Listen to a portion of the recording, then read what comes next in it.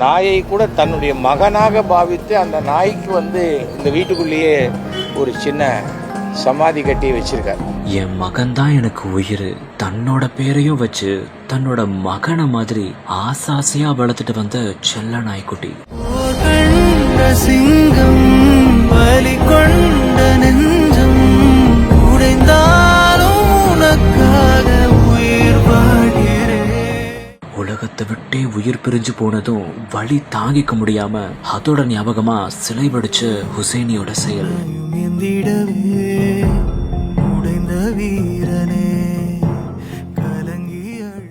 ஹுசைனியோட கடைசி நாள்ல கண்களை கலங்க வச்ச காணொளி. திரைப்படம் மற்றும் கராத்தே பயிற்சிகள் மூலமா பிரபலமானவர் தான் ஹுசைனி.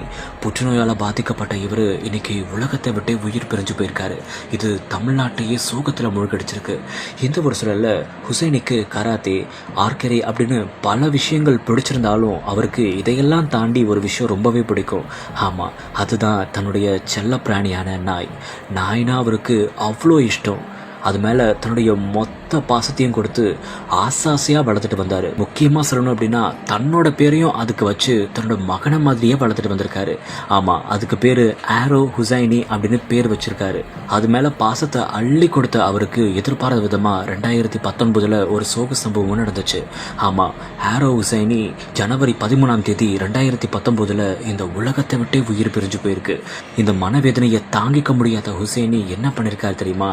ஆமா, தன்னுடைய செல்ல பிராணியோடைய ஞாபகம் எனக்கு எப்போதும் இருக்கணும், அதை நான் தினம் பார்க்கணும் அப்படின்றதுக்காக அந்த ஆரோ ஹுசைனிய அப்படியே சிலையா வடிச்சு வீட்டில் வச்சிருக்காரு.